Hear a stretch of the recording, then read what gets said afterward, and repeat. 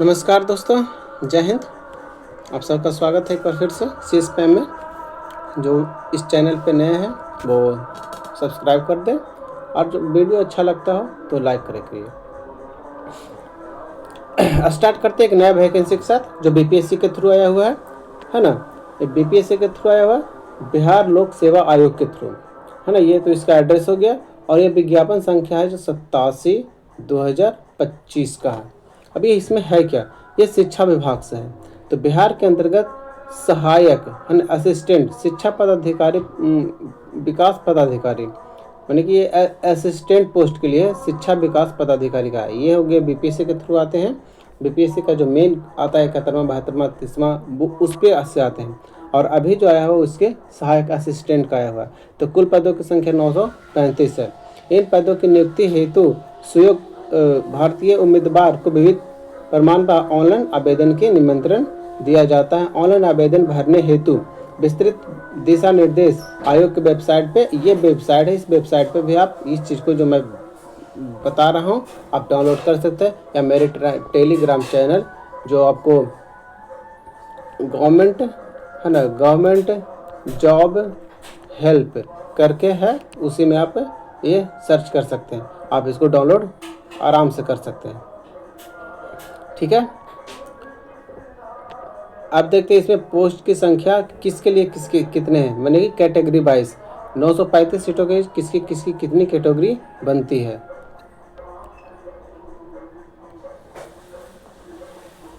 अनारक्षित यानी कि यूआर कैटेगरी का 374 सीट है। ये है जो कि 35 सिर्फ महिलाओं के लिए। वैसे महिला जो कि सिर्फ बिहार से बिलोंग करते हो, बिहार के बाहर अब कोई ऑर्डर नहीं है, सिर्फ बिहार के अंदर वाले के लिए ये पास किया हुआ है। तो अन्य रिजर्वेशन के लिए जो यूआर कैटेगरी है वो इनको 374 सीट दिया गया है, और जबकि महिलाओं का 131 सीट है। नेक्स्ट EWS को जो इकोनॉमिकल वीकर सेक्शन वाले हैं जिनका उनमें है जो कि 93 है और महिलाओं का 3 है।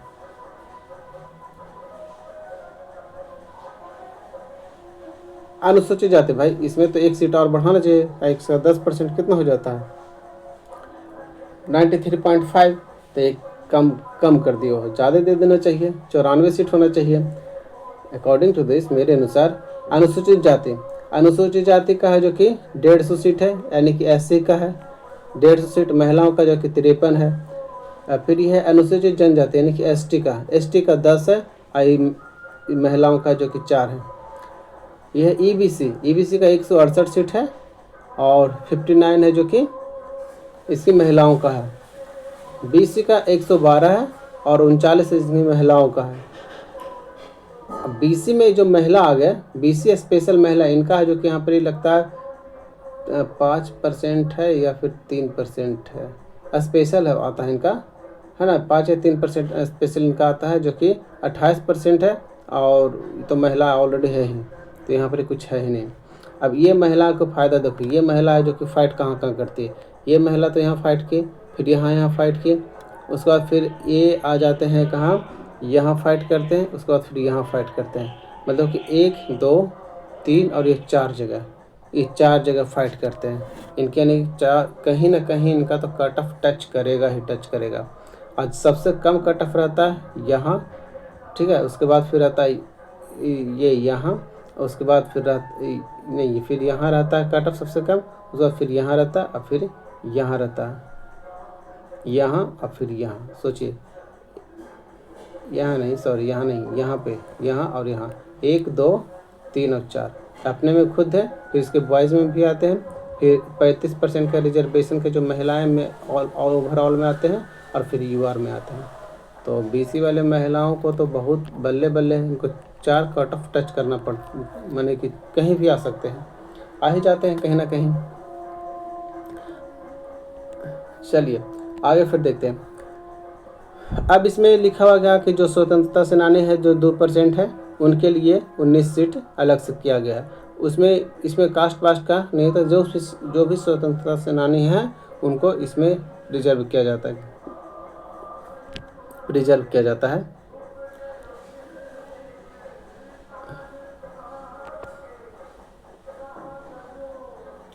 अब जो पीएच कैंडिडेट है जिनको 5% का अलग दिया जाता है ना, ये प्रशासनिक विभागीय संकल्प इतना इतना दिव्यांग व्यंजक अधिकार अधिनियम 2016 के अवलोकन में दिव्यांगता को ग्रसित उम्मीदवार जो 40% वैसे पीएच कैंडिडेट है ना हैंडीकैप्ड होते हैं जो 40% या 40% से ऊपर का, तो उनके लिए ये आपको दिया गया। दृष्टि से मेरे आँख से अगर कुछ प्रॉब्लम है तो उनके लिए 10 सीट है, और मुख बाधित यानी कि मुंह से डेढ़ी तो वो डम वाले शायद होंगे तो 9% है। चलन दिव्यांग यानी कि पैरों से जिनको प्रॉब्लम है उनको जो कि 9 है। और मनोविकार बहु दिव्यांग यानी कि मनो जो है वो 9 सीट है। तो इनको अलग अलग चीज़ों के लिए अलग अलग सीट ऑलरेडी रिजर्व कर दिया गया है। अब आते हैं इसका वेतन क्या है। तो वेतनमान जो बता रहा है प्रारंभिक वेतन स्तर जो स्तरीय लेवल स्तर जो है 5 है, यानी कि अगर ग्रेड पे में आते हैं तो ये 2800 पे ग्रेड का है, ठीक है, सिर्फ 2800। एक क्लर्क का होता है, एक एलडीसी का मैंने कि एक यूडीसी जो होता है, यूडीसी जिसको बोलते हैं सेक्शन ऑफिसर असिस्टेंट, उसका होता है 4200, है ना। ये भी असिस्टेंट है तो 4200 क्यों अपनी कम से कम दिया, कम से कम ये तो देते हैं। यही हुआ था आपको अभी मिल रहा है किनको, बीपीएससी के थ्रू जो ऑडिटर पोस्ट आया है ना, ऑडिटर पोस्ट आया, नाम बहुत बड़ा, इनका सैलरी 2800 पे ग्रेड। 2800 पे ग्रेड का मतलब कोई 46 हज़ार रुपया मिलेगा।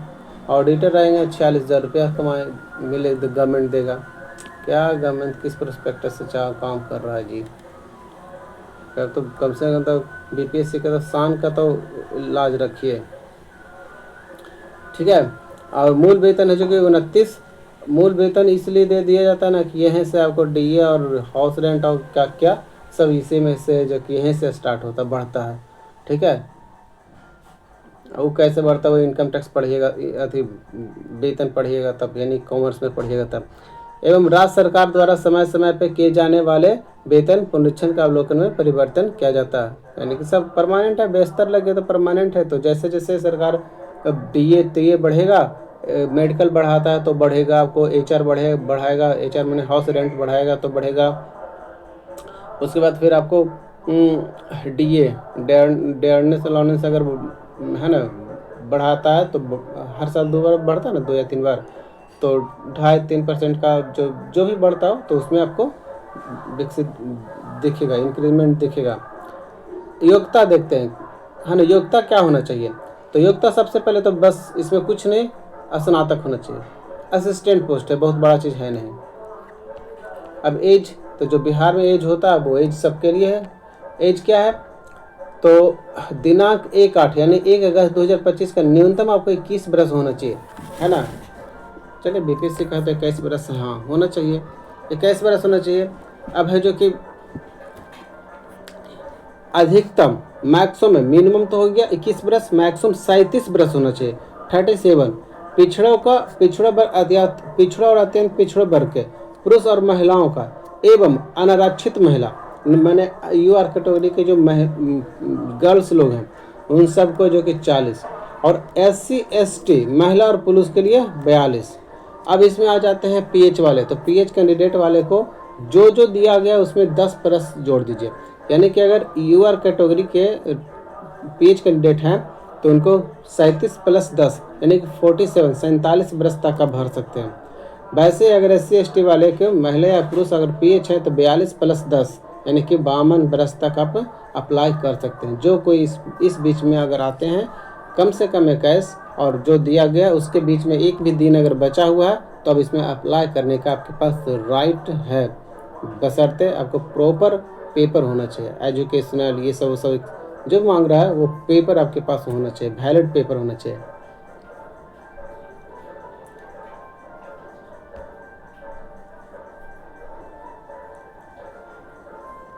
अगर अब क्या रहा है कि इसमें भी अलग अलग से और आपको छूट चाहिए, यानी कि इतना में नहीं संतुष्ट है तो और अगर रिजर्वेशन चाहिए तो फिर आपको 10 साल का आपको छूट और मिल सकता है, ठीक है, दावा करने। उसके लिए आपको सही वैलिड पेपर की ज़रूरत होता है, ठीक है, वैलिड पेपर की ज़रूरत होता है जो कि 5 साल के लिए वो दिखाना पड़ता है कि हम यहाँ पे थे, यहाँ पे थे, यानी कि एक्सपीरियंस। ठीक है, एक्सपीरियंस आपको होना चाहिए। एक्सपीरियंस मिनिमम कितना होना चाहिए? मिनिमम आप कहीं भी है जो कि वो 3 साल का होना चाहिए, 3 साल या 5 साल, 3 साल या 5 साल, 5 साल है जो कि जॉब किए होंगे तभी आपको एक्स सर्विसमैन का, और 5 साल का है जो कि आपको छूट मिलेगा, बशर्ते नहीं। भूतपूर्व सैनिक का, भूतपूर्व सैनिक है ना, जो भी हो भूतपूर्व सैनिक यूपी में तो अच्छा खासा मिलता है, अब इनको नहीं मिलता। चलिए आगे देखते हैं। अब चयन की प्रक्रिया क्या है, जो इन्हें किस तरह से आपका चयन सिलेक्शन किया जाएगा। फॉर्म भर दिया, एग्जामिनेशन का तो डेट आपको शो कर दिया गया है, ठीक है। अच्छा नहीं, शो नहीं किया है, तो अब है जो कि आपका चयन प्रक्रिया कैसे होगा। एग्जामिनेशन दीजिएगा, इंटरव्यू का चयन प्रक्रिया वो किससे कैसे जो बता रहे।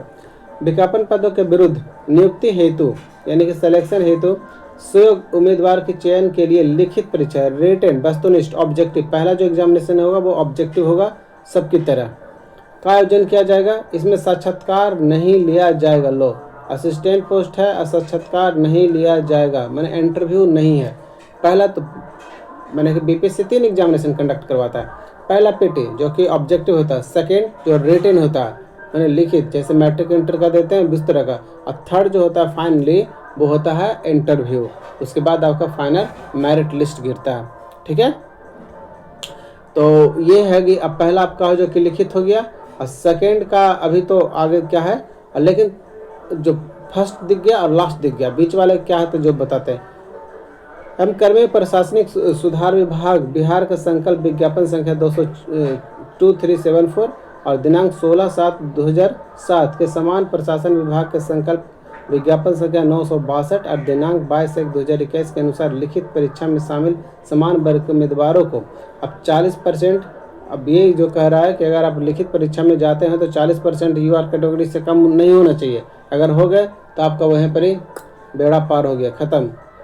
उतना कम से कम होना चाहिए, कट ऑफ इतना कम से मिनिमम होना चाहिए। पिछड़ा वर्ग के उम्मीदवार को 36.5% और अत्यंत पिछड़ा वर्ग उम्मीदवारों को 34%, अनुसूचित और मैंने SC/ST महिला निःशक्त दिव्यांग के लिए 32% है ना। आपको अंक लाना ही लाना, उससे कम रहेगा तो आपको तो ऐसे ही ख़त्म, बाहर कर देगा।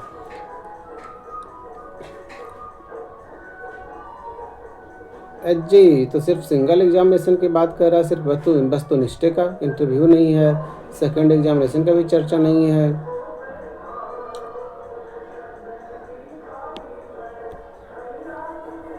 अब देखिए, जो लिखित परीक्षा विषय जो परीक्षा के जो प्राकृतिक हो, कितनी संख्या और कहाँ कहाँ से पूछा जाएगा। तो पहला जो कि समान भाषा, समान भाषा में क्या, भाग 1 और समान अंग्रेजी। भाग 1 मैंने कि 2 तरह का होगा, समान भाषा 2 तरह का होगा, पार्ट 1 और पार्ट 2। तो पहला अंग्रेजी 30 नंबर का और हिंदी 70 नंबर का, वस्तुनिष्ठ ऑब्जेक्टिव होगा। 100 क्वेश्चन हो गया, 2 घंटा होगा और 100। इसमें कम से कम आपको 30% मार्क्स है जो कि दोनों में लाना है। यानी कि ये 30 नंबर का ना जी, 30 कितना होगा, 9 है ना। यानी कि 9 नंबर आपको अंग्रेजी में कम से कम 9 नंबर आपको लाना है, कम से कम। और 27 नंबर है जो कि इसमें आपको लाना है, यानी कि टोटल मिला के 30 नंबर, 9 अंग्रेजी से और 21 आपको हिंदी से लाना ही लाना है। अब समान अध्ययन ऑब्जेक्टिव, समान अध्ययन ये तो सागर है, इसकी तो कोई कल्पना नहीं कर सकता, लेकिन हाँ सब्जेक्ट बता देगा, विषय वस्तु की कौन कौन विषय से आएगा, करंट अफेयर, ज्योग्राफी, हिस्ट्री, आसपास जो हमारे पड़ोसी मुल्क होते हैं आमतौर पे वही है ना, उसके जो कि ज्योग्राफी और ये सब इकोनॉमिक, ये सब हिस्ट्री से पूछा जाएगा, जो रिलेशन रखता है। वर्ल्ड हिस्ट्री से पूछा जाएगा, पॉलिटी से पूछा जाएगा, science, physics chemistry and biology और एनवायरमेंट साइंस है ना, ये सब पूछा जाएगा। ये 100 नंबर का हो गया, 2 घंटा का ये भी हो गया। तो पहला पार्ट में ये हो गया, दूसरा पार्ट में ये दोनों आएगा। समान अध्ययन हो गया। अब इसी में है जो कि जनरल एप्टीट्यूड। अच्छा, जनरल एप्टीट्यूड समान योग्यता, जनरल एप्टीट्यूड मैथ रीजनिंग पूछेगा, 100 नंबर का, 2 घंटा का, 2 2 4 6, ये दिन भर एग्जाम में होगा जी तरीके।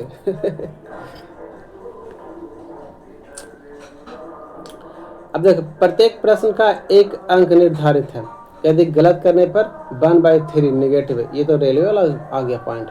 रेलवे में भी यही होता है 1.3, एसएससी में 1/4 लेता है। ठीक है, यानी कि 4 क्वेश्चन पर एक गलती है।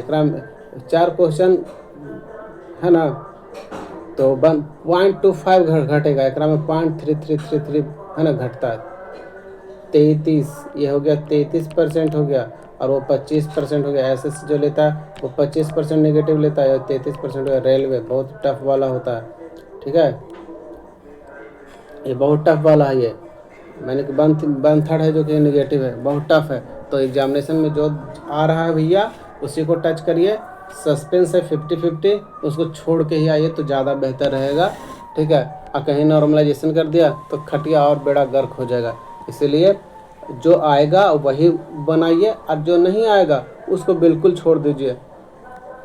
क्योंकि नेगेटिव आपका 10 नंबर है और कहीं उसमें और एगो नेगेटिव चला जाएगा तो कितना आप पीछे चले जाइए। इस नेगेटिव ना लीजिए, अगर सही हो जाएगा तो बल्ले बल्ले।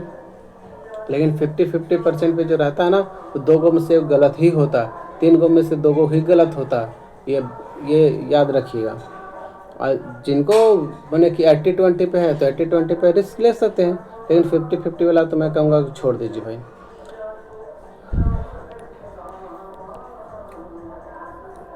नेक्स्ट आगे देखते हैं। समान भाषा है ना, निगेटिव मार्किंग हो गया। समान भाषा, समान अंग्रेजी और समान हिंदी के पात्र मात्र क्वालिफाइंग होंगे। यानी कि 30 जो नंबर है, इंग्लिश में आपको जो लाना है 9%, और हिंदी में जो लाना है 21 नंबर है ना, 21 नंबर और 9 नंबर।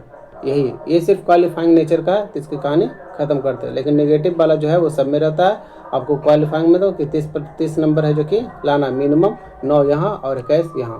ठीक है, ये 70 में 21 और 30 में 9, इतना लाना है। अगर नहीं लाते हैं तो आपका वहीं पर ही क्या होता है, एग्जिट है ना, खत्म। पाठ्यक्रम, समान भाषा में समान अंग्रेजी और समान हिंदी के प्रश्न इस तरह होंगे कि अभ्यर्थी की भाषा संबंधी प्रयोग समझदारी को जांच किया जा सकता है। समान अध्ययन, समान अध्ययन में क्या क्या पढ़ना, सबसे समान विज्ञान, राष्ट्रीय एवं अंतर्राष्ट्रीय महत्व की समस्याएं घटनाएं, यानी कि करंट अफेयर हो गया। भारत का इतिहास, बिहार के इतिहास एवं विशेषता, फिर समान भूगोल, बिहार के प्रमुख भौगोलिक प्रभाव तथा यहाँ के महत्वपूर्ण नदियाँ, बिहार के बारे में करा। फिर भारत राज्य की व्यवस्था, राज्य व्यवस्था यानी पॉलिटी हो गया। फिर अर्थव्यवस्था यानी कि इकोनॉमिक्स, आज़ादी के पश्चात भारत की अर्थव्यवस्था, यानी कि 1947 से, यानी कि पंचायती राज में जो आप पंचायत में आप जो क्या पढ़ते हैं पंचवर्षीय योजना, उसकी वो सब के बारे में कह रहा है। प्रमुख परिवर्तन, क्या क्या परिवर्तन हुआ, कैसे कैसे इकोनॉमिक में आगे बढ़ा भारत, उस पर। भारत का राष्ट्रीय आंदोलन है ना, राष्ट्रीय आंदोलन सबसे ज़्यादा क्वेश्चन यहीं से होता है भाई। इसमें बिहार का योगदान का को अच्छा, इसमें जो कि बिहार के योगदानों को भी जो कि शामिल किया गया है। ये इतना हो गया। अब योग्यता, जनरल एप्टीट्यूड में क्या है, संख्या पद्धति यानी कि मैथमेटिक्स आ गया। ये संख्या पद्धति 100 नंबर का मैथ्स है, 100 नंबर का मैथ्स है, एकदम कान खोल के सुन ले, 100 नंबर का मैथ्स है। ऐसा बहुत सारा स्टूडेंट रहेंगे जो कि 100 में 100 लाएंगे। ठीक है, नॉर्मलाइजेशन हो या ना हो भाई, ऐसे सी पूछता है उतना टफ, 100 में 100 लाने वाले की संख्या बहुत रहता है। ठीक है, 1-2 नहीं, कम से कम तब 50-100 रहता है 100 में 100 लाने की संख्या। पहले तो 1 ही 2 हुआ करते थे, लेकिन अब है जो कि उतना हो जाते हैं। ठीक है, 98-99 लाने वाले की संख्या 90 तो गर्दा उड़ा देता है सुलाने के। तो 100 में 100, और यही सिलेक्शन वाला पॉइंट अगर हो जाता है, अगर सबका वेटेज है तो सबका सब ये है। क्योंकि ये नेगेटिव है भैया, ये अगर नेगेटिव है ना, तो आप ज़्यादा ज़्यादा है ना 80 से 90 घिस सकते हैं, 90 मैक्सिमम जा सकता है भाई। ठीक है, मेरा भी एक्सपीरियंस है, ये 90 जा सकता है। लेकिन इसमें 100 में 100 लाने वाले आपको दिख जाएंगे। इसमें 100 में 100 दिखने वाले ना ही के बराबर होंगे, 1 या 2 आ गए तो वो उनका दिन अच्छा रहेगा। ठीक है, नहीं तो फिर नहीं। लेकिन आपको जो सिलेक्शन जो दिलाएगा वो मैथमेटिक्स देगा। ठीक समझे बात को, कि जो भी फॉर्म भर रहे हैं तो इसमें सबसे पहले मैथमेटिक्स पे आप ध्यान दीजिए। ठीक है, सारा इंपॉर्टेंट है। आप किसी में छट गए तो अंग्रेजी में 9 नंबर नहीं लाए तो आपका तो वहीं कहानी खत्म हो गया। क्या 21 नंबर ना लाए, हिंदी में 20 नंबर लाए तो आपका वहीं पर कहानी खत्म हो गया। भाई ये कंपटीशन है, यहाँ एक नंबर का बहुत बड़ा पूजा होता है। पूजा ये मैं समझे साधना और आस्था से भी ज़्यादा ये बड़ा चीज़ ये हो जाता है, एक नंबर आपके लिए किसी भी चीज़ों में। ठीक है, तो पहले हिंदी इंग्लिश आपको भी उतना ही इंपॉर्टेंट है जितना कि ये सब है। सिलेक्शन दिलाने में उसका भी अहम रोल है, इस सब का भी। लेकिन आपका जो प्रॉपर परसेंटाइल जो है वो आपको फोकस कहाँ करना, तो यहाँ करना। ठीक है, क्योंकि हिंदी और इंग्लिश आप पढ़ते आ रहे हैं, है ना, हिंदी और इंग्लिश है जो कि पढ़ते आ रहे हैं, उसको रिवीजन मारिएगा, कंप्लीट कर लीजिएगा। मैथमेटिक्स को रिवीजन करना पड़ेगा, लेकिन डेप्थ में जाकर करना पड़ेगा। वहाँ चूँकि आपका सिलेक्शन दिलाने में सबसे बड़ा रोल ये निभाएगा, सबसे बड़ा रोल सिलेक्शन दिलाने में। पास होना दूसरी बात है, आपको पीटी से मतलब नहीं ना है, आपको सिलेक्शन लेना है। सिलेक्शन में सबसे ज़्यादा आपको मैथमेटिशियन पे, मैं तो ये कहूँगा मैथमेटिशियन पे ज़्यादा फोकस करिए इसके तुलना में, क्योंकि नेगेटिव है, इसमें ज़्यादा हौच पौच होइएगा तो बस ये गड़बड़ा गया। अगर ये गड़बड़ा गया तो सीधे 100 नंबर में आप कितना गिरावट लाइएगा पता नहीं। लेकिन एकरा में है जो कि अगर ज़्यादा गिरावट भी रहा तो ये आपको संभाल लेगा, लेकिन इसमें तो खैर गिरावट रहेगा ही रहेगा। अगर इसमें भी गिरावट कर लिए तो समझिए कि आपका एग्ज़ाम कहीं पे ख़त्म हो गया, आप बाहर हो गए, क्योंकि कंपटीशन आज का इतना है कि पूछिए मत। चलिए एप्टीट्यूड देखते क्या, यह नंबर सिस्टम है। क्या है ये नंबर सिस्टम आ गए। उसके बाद है कि पूर्ण संख्या, है ना, होल नंबर, वो सब आ गया। विकल्पना, दशमलव, डेसिमल आ गया, फ्रैक्शन आ गया, संख्याओं के बीच के विभिन्न परस्पर संबंध, कोरिलेटिव, मूलभूत अंक, गणित, सक्रिय, परसेंट, फिर हो गया परसेंटेज, हो गया रेशियो, है ना, रेशियो, प्रोपोर्शन, औसत, एवरेज, ब्याज, इंटरेस्ट एंड लाभ एंड हानि यानी कि प्रॉफिट एंड लॉस, सदृशता, सिमिलरिटी भी आ गया, समानता भी आ गया, एवं समांतर भिन्नता, स्थान कल्पना, स्थान अभिविनय, समस्या समन्वयिक, विश्लेषण, दृष्टि, विभिन्न अवलोकन, अंक गणित, तर्क, शक्ति, शाब्दिक एवं चित्रांतन, वर्गीकरण, ये सब अथी आ गया, रीजनिंग आ गया, अंकगणितीय श्रृंखला, गैर कूट लेखन एवं कूट व्यवस्था, ये सब आपको रीजनिंग भी हो गया। तो आगे फिर देखते हैं लिखित परीक्षा के उपरांत दस्तावेज सत्यापन आयोजित की जाएगी।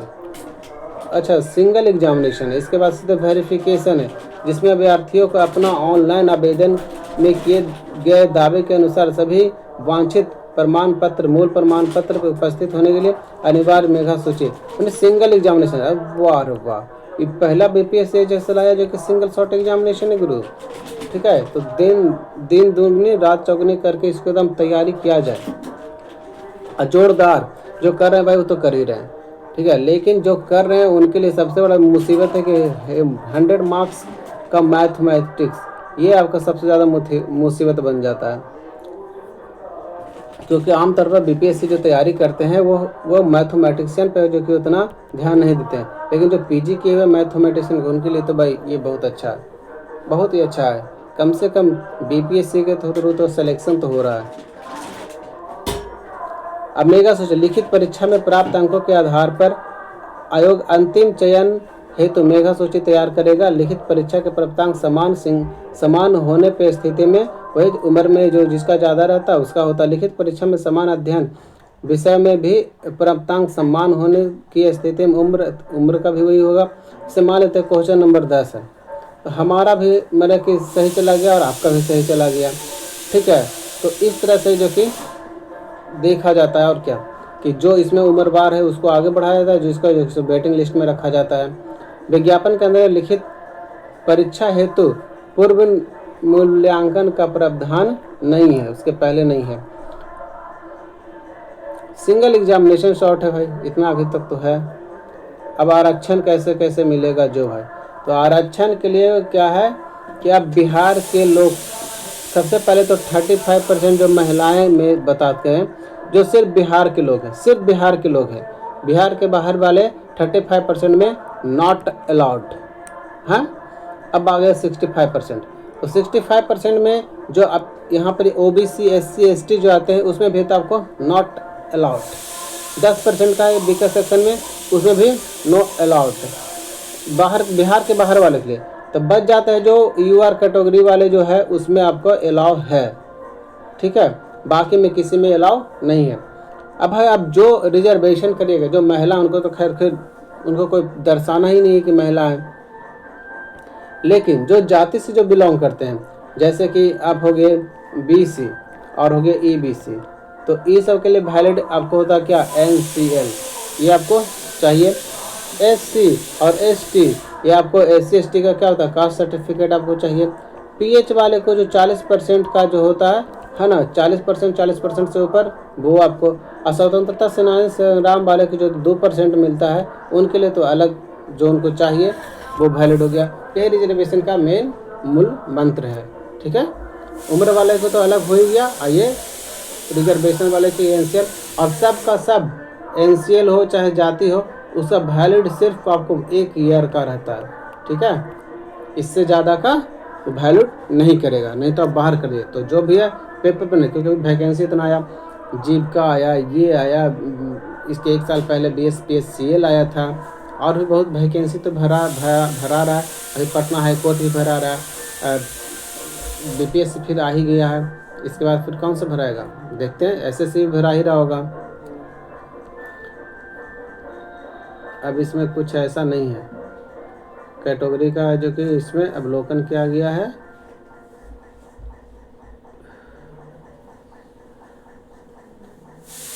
इसे 5%, PH वाले को 4% दिया जाता है। 5% मेरे मुंह से निकल गया, सॉरी उसके लिए। 4% इसमें लिखा हुआ है, लेकिन मिलता तो था 5%। अब इसमें पहचान पत्र से क्या क्या कागज पत्र लगेगा, वो इसमें ये बात मेंशन किया गया है कि क्या क्या कागज पत्र लगेगा। तो जो है एजुकेशनल मैट्रिक का सर्टिफिकेट, मैट्रिक से कुल कैलकुलेशन करता है। मैट्रिक के प्रमाण पत्र, स्नातक का समकक्ष प्रमाण पत्र, फिर उसका अंक सर्टिफिकेट, ये हो गया ग्रेजुएशन का। फिर ये मैंने कि अंक यानी कि मार्कशीट हो गया। और इसमें जो कि पिछड़ा को क्रिमिनल यानी NCL आपको लगेगा। अब महिलाओं जो भी हैं वो अपने पिता के नाम पे बनाइएगा, ना कि आप अपने पति के नाम पर। पिता के नाम के उम्मीदवार को घोषित किया जाएगा, ठीक है। निवास रेजिडेंटियल तो सब बिहार सारे लोग को लगेगा, जो बिहार के बाहर है उनको कुछ नहीं लगेगा। तो बिहार के अंदर जो भी है उनको जाति और स्थानीय निवास पत्र ये बना के रखिएगा। EWS वाले को अपना जो बनाते हैं वो बना लीजिए। EWS सर्टिफिकेट ब्लॉक लेवल पे ही चलेगा, इससे ज़्यादा स्वतंत्रता सेनानी बता दिए। वो सारा पहचान पत्र जैसा कोई भी पहचान पत्र में पैन कार्ड, आधार कार्ड, ड्राइविंग लाइसेंस, जो भी गवर्नमेंट निर्गत करता है एड्रेस वाला, खाली पैन पर कार्ड के छोड़ के वो सब है जो कि आपको लिया जाएगा। लिखित परीक्षा हेतु भरे गए ऑनलाइन आवेदन की प्राप्ति फाइनल सबमिट के बाद जो भी है वो आपकी गलती है, उसकी कोई गलती नहीं, ना वेबसाइट की गलती है। और एक चीज़ और, पहले बात सोच लीजिए कि इसमें डेट नहीं एक्सटेंशन करेगा, क्योंकि BPSC जो 71वां भराया है उसमें डेट एक्सटेंशन करते नहीं हुआ। तो अब BPSC ये अपना रूल्स को चेंज कर लिया, जो एक बार बोल दिया तो बोल दिया, उसका डिसीजन चेंज नहीं करता आगे, ठीक है। इसमें जो कि एग्जामिनेशन फ़ी है 100 रुपीज़ है, जो कि है ना। अभी सचिवालय भी आने वाला है, और वो BSSC के थ्रू जो आता है वो, अब BSSC के थ्रू वो आ गया, लेकिन यही पैसे के कारण उसको जो कि चेंजिंग करना पड़ गया डेट का। अभी फिलहाल पोस्टपोन कर गया है, ठीक है। डेट को एक्सटेंशन कर दिया गया है स्टार्टिंग डेट से, एप्लीकेशन स्टार्टिंग डेट से। और उसके बाद आपको 25 तारीख से आपको फॉर्म भराएगा, कौन सा, BSSC के थ्रू जो परिचारिका है उसका। अब डेट आपको 27 अगस्त से भरना है, और 26 सितंबर तक के आपका भरना है। भाई इसके डेट में आप ये मत आशा रखियो कि 1 दिन 2 दिन बढ़ जाए, आशा मत रखियो, नहीं तो आपका छूट जाएगा, ये छूट जाएगा बिल्कुल। अब ऑनलाइन रजिस्ट्रेशन नहीं किए होंगे तो 1 टाइम रजिस्ट्रेशन वाला लाया है कि 1 टाइम रजिस्ट्रेशन लाइए, उसके बाद इसमें आपको बार बार नहीं लाना पड़ेगा। यूजर रजिस्ट्रेशन और बटन क्लिक करिए, और OTP आता है, OTP देखिएगा। एक ही बार इसमें रजिस्ट्रेशन ले रहा है, अच्छा किया है। उसमें जितना रजिस्ट्रेशन करिएगा, रजिस्ट्रेशन में लॉगिन करिएगा, उसमें सारा वैकेंसी एडवर्टाइजमेंट नंबर आ जाएगा, जिसको सिलेक्शन करना है उसको सिलेक्शन करिए, और उस पर जो कि फार्म भर लीजिए। वो तो आगे वहाँ जाइएगा तो डीजे लॉन्ग के लिए जब अकाउंट अगर बना रहे हैं तो उसमें आपको डीजे लॉकर अकाउंट होना चाहिए, मैंने कि जहाँ पर ही आपको आधार, पैन, मैट्रिक का, इंटर का जो रहता है उससे वेरीफाई कर लीजिए। आपको बार बार ये सब का झंझट खत्म रहेगा। फिर एक बार खाली पैसा डालना है और पोस्ट की संख्या डालना है, मैंने कौन सा पोस्ट के लिए, और सबमिट करिए, यानी कि 10 मिनट में आपको हो जाएगा। बार बार रजिस्ट्रेशन, नाम, गाम, ये वो नहीं डालना पड़ेगा। डिजिटल लॉकर से आप वेरीफाई करा लीजिए, सब सही रहेगा। ठीक है, वो जाइएगा तो डिजिटल लॉकर कहीं और से नहीं, आपके मोबाइल से ही वो एक एप्लीकेशन आता है डिजिटल लॉकर, आप प्ले स्टोर पे करिएगा सर्च करके डाउनलोड कर लीजिएगा, और उसी से वो आपके मोबाइल से ही वो वेरीफाई होगा, कहीं और से नहीं। बशर्ते आगे वाले से सोच समझ कर, क्योंकि यह आपका पर्सनल चीज़ है, किसी भी जन डिस्क्लोज मत करिएगा, नहीं तो लेनी का देनी पड़ जाएगा। किसी के सामने इसे डिस्क्लोज मत करिए, क्योंकि आपका पर्सनल इसमें डाटा छिपा हुआ है, और आजकल सारा डाटा का खेल है। ईमेल आईडी होना चाहिए वैलिड, एक ईमेल आईडी होना चाहिए, मोबाइल नंबर होना चाहिए।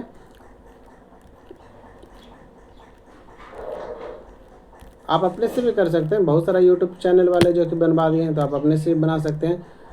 तो ये आपको सारा ये वैकेंसी बता दिया, और अभी 1-2 और वैकेंसी मैं अपलोड करने वाले हूँ। ठीक है, तो अब फिलहाल नए मिलते हैं, अब मिलते हैं नए वीडियो के लिए, तब तक बाय।